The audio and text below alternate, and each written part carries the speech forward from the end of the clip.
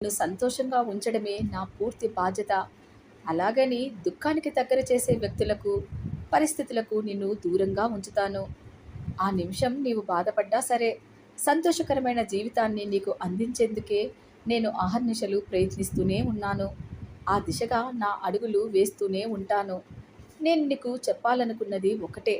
నీవు ఏ దానికి బాధపడి చింతించవలసిన అవసరం లేదు. ఏ సమయంలో ఏది నీకు అందివ్వాలో అది పూర్తిగా నాకు తెలుసు. నీ జీవితంలో ఒక చిన్న విచారకరమైన సంఘటన జరిగింది అని నన్ను దూరం పెట్టవద్దు. నేను నీకు ఏమీ చెయ్యలేదు, నేను నీతో లేను అన్న అనుమానం నీ మనసులోకి ఎప్పటికీ రానివ్వకు. నీకు ఎప్పుడు ఏది ఇవ్వాలో, ఏది ఇవ్వకూడదో నాకు బాగా తెలుసు. ఏది జరిగినా అది నీ మంచి కోసమే జరుగుతుంది.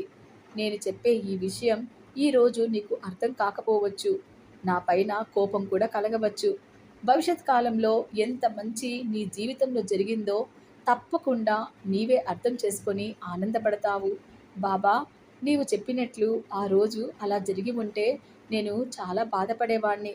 అలా జరగనందుకే నేను ఈరోజు సంతోషంగా ఉన్నాను బాబా అని నీవు చెప్పుకునే రోజు, ఆ సందర్భం తప్పకుండా వచ్చి తీరుతుంది. కొన్ని వందల వేల సార్లు నాకు కృతజ్ఞతలు కూడా తెలుపుకుంటావు. ఇక నుండి అయినా నీ మనసులో ఉన్న సందేహాలను పక్కన పెట్టి మనసును ప్రశాంతంగా ఉంచుకొని నా పైన పూర్తి నమ్మకంతో నీ జీవిత ప్రయాణాన్ని కొనసాగించు. నా చేతిని పట్టుకున్న నీకు ఎన్నో విజయాలను, అద్భుతాలను చూపిస్తాను. నీ జీవితాన్ని పూల బాటగా మార్చుకోవాలన్నా లేదా ముళ్ళ బాటలా మార్చుకోవాలన్నా పూర్తిగా నీ చేతుల్లోనే ఉంది. నేను అందమైన దారిని మాత్రమే చూపించగలను. నా చేతిని పట్టుకొని నడవాల్సిన బాధ్యత పూర్తిగా నీదే. మనసు చెప్పింది కదా అని ముళ్ళదారిలో ప్రయాణిస్తే నేను ఏమీ చెయ్యలేను. కాలం ఎన్నో ప్రశ్నలకు సమాధానం చెబుతుంది.